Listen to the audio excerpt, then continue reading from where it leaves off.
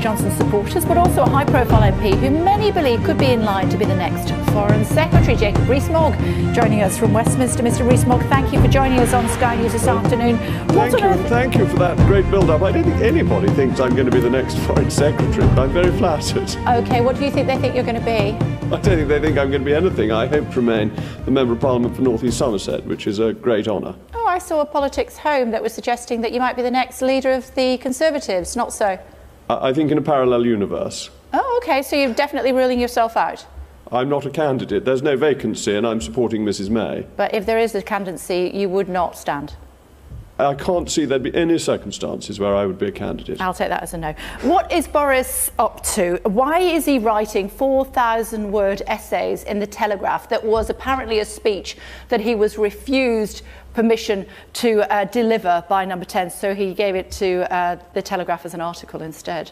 What Mr Johnson has done is very important. He is supporting government policy and he's putting it in a positive light. I fear there's been too much about Brexit that has been essentially we're doing it because we've got to, because people voted for it, rather than because it's an excellent thing to be doing. It's going to give the country a bright and successful and prosperous future.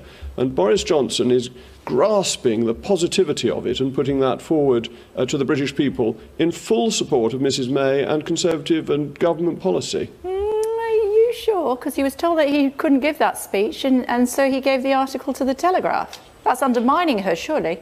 I don't think it is undermining her. That who told him not to give the speech? That, Number 10. You know, Number 10 said don't do it. Not the Prime Minister personally, and Prime Ministers you're splitting can hairs, intervene Mr. Rees directly. Mogg, you're splitting hairs. No, hairs are very important to be split, actually, because the Constitution works on the basis of ministerial responsibility and collective responsibility. Now, the Foreign Secretary has responsibility for foreign affairs, and that includes to a large degree our relationship with the European Union. It is reasonable for him to make speeches on that, and collective responsibility that requires him to be within the confines of government policy, which he was and he is. It's a really important speech, and it's changed the whole tone of the debate. At last, we're thinking about how we're going to prosper outside the European Union, rather than this poor little Blighty approach that everything's so frightfully difficult.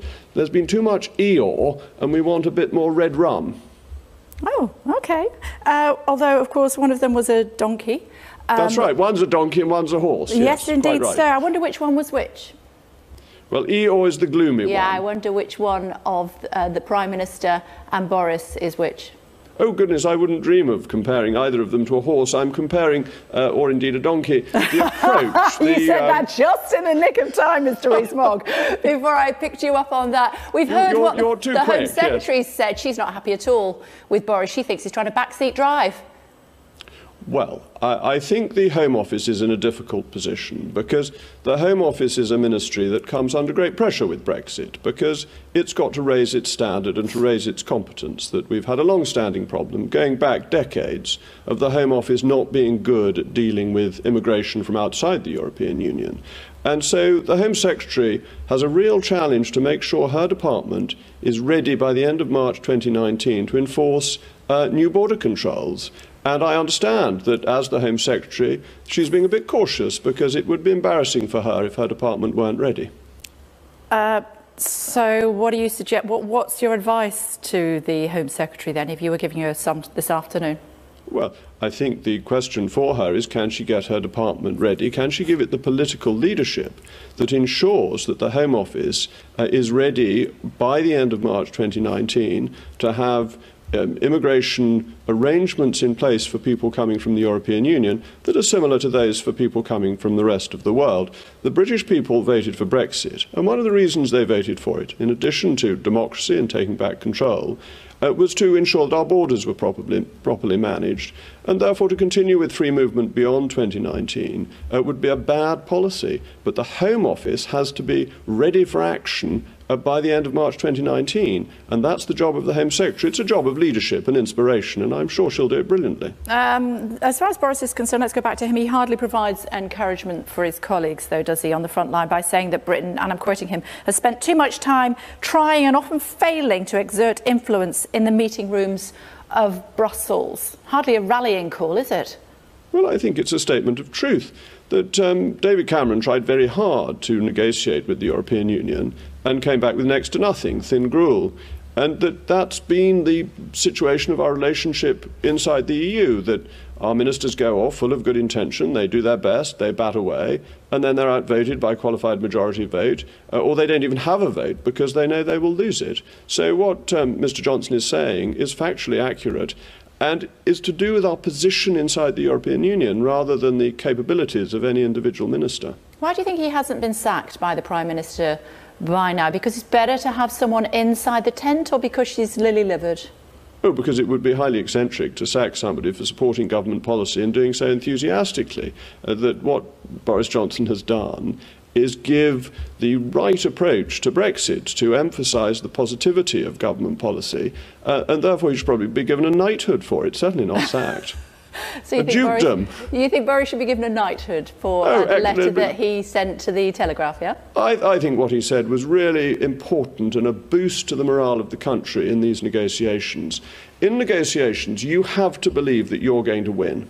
It's no good going into negotiations being wet about it and being lily-livered, to use your turn of phrase. You have to go in boldly, believing that your cause is right and that you will do better at the end of the negotiation than you're doing at the beginning. He's set that out, and that's really powerful and important, and I think will be a great boost to Mrs. May's speech in Florence, which I'm sure will take a tone from Mr. Johnson's comments. So in no way could this essay that was in the Telegraph at the weekend be seen in any way, shape or form, his attempt to set out his pegs to be the next leader of your party?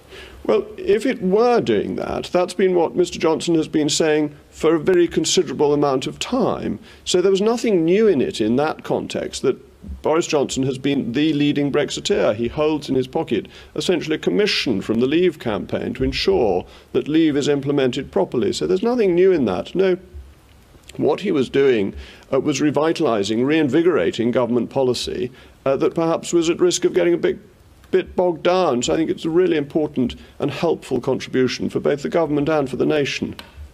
Would he make a good Prime Minister?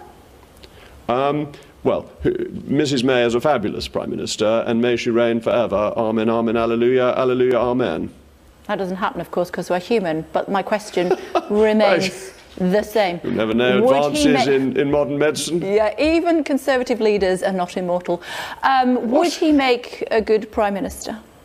Boris Johnson is a man of immeasurable ability. I did actually back him at the beginning of the leadership campaign last year, and I obviously did so because I thought he would be an excellent Prime Minister, but I wouldn't want, by saying how good he is, to imply that I don't fully support Mrs. May, who deserves our support. Are we likely to see you and Boris arm wrestling for the top job? If I arm wrestled anybody, I would lose, so I'm not going to do that. Well, that's a good place to leave it, I suppose. It's good of you to come back. Thank you very much indeed for joining us.